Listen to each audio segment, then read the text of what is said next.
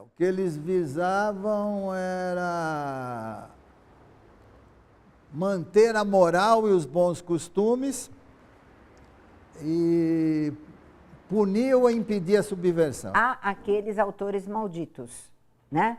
Plínio Marcos, Dias Gomes, Gianfrancesco Guarnieri, principalmente aqueles que eram ligados a partidos comunistas e a lutas e a movimentos sociais.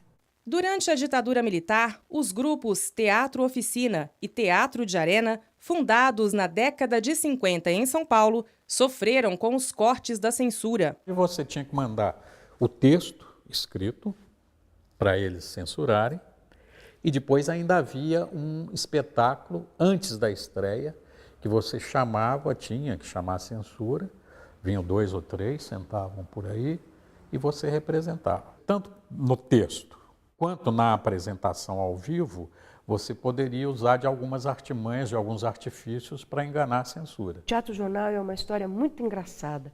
Teatro Jornal são dramatizações de notícias de jornal. Era um sonho que o Boal tinha e nós conseguimos fazer isso. E ele falou para nós, olha aqui meninos, este vai ser o teste de vocês. Vocês vão ter que mostrar que se vocês vão ser atores mesmo. Tá bom. O que a gente tem que fazer? Tem que fazer muito mal, muito mal. O censor não pode sequer adivinhar, pensar o que é que tem nesse espetáculo. Palco de inúmeras manifestações, as escadarias do Teatro Municipal serviram de símbolo contestatório também para os artistas do teatro.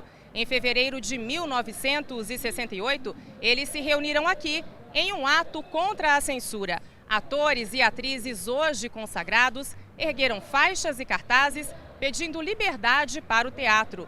Entre eles estava Fernanda Montenegro. A greve que pela primeira vez está sendo feita, infelizmente, no teatro brasileiro, é contra a censura, a favor da cultura. E explicamos, dia a dia, determinados problemas com a censura vem tomando um caráter de maior dificuldade para um diálogo. Em junho do mesmo ano, a passeata dos 100 mil reuniu estudantes, intelectuais e artistas que pregavam o fim da ditadura. Foram cerca de 3 horas de passeata pelas ruas do Rio de Janeiro, uma das maiores manifestações já vistas no país. Mas foi no Teatro Ruth Escobar que ocorreu o episódio mais violento de censura ao teatro na ditadura.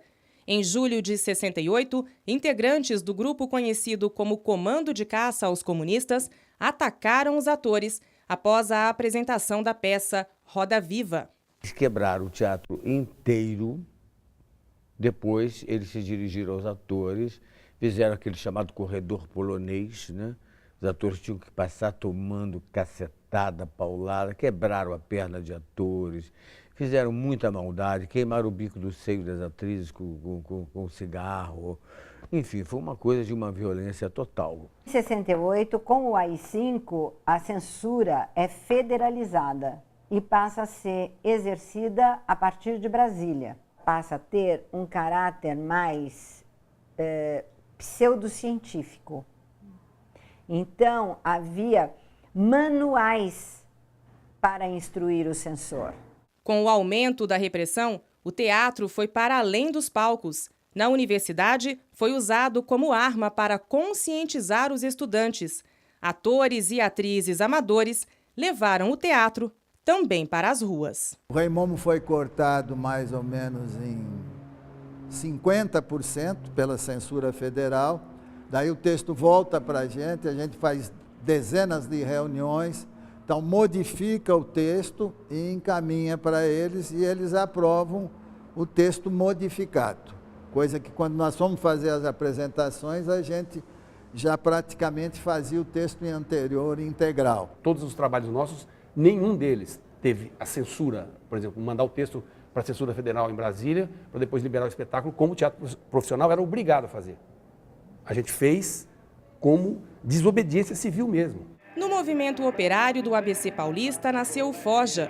O coletivo de teatro era formado por artistas operários integrantes do Sindicato dos Metalúrgicos de São Bernardo do Campo. O trabalhador é bom também para produzir arte, para produzir espetáculo, para produzir coisas que possam mostrar a outros trabalhadores, a outros povos, o que é a capacidade do peão de São Bernardo do Campo quando se trata de mostrar arte também. Nós estreamos em 1980 no sindicato e no dia seguinte eu recebi um comunicado da Polícia Federal que eu tinha que comparecer à Polícia Federal com 3 textos da peça que não era permitido fazer a peça sem a censura. E aí eles devem estar esperando até hoje, porque eu não levei, e continuamos fazendo a peça. O teatro, que tanto incomodou a ditadura, não sobreviveria com a mesma vitalidade à mordaça imposta pelos anos de chumbo. A censura aos palcos determinou os rumos da cultura e das artes que ganharam espaço no país. Uma das consequências foi justamente os tempos áureos da televisão absorvendo toda esses artistas do teatro e do cinema que não viam possibilidade de continuar.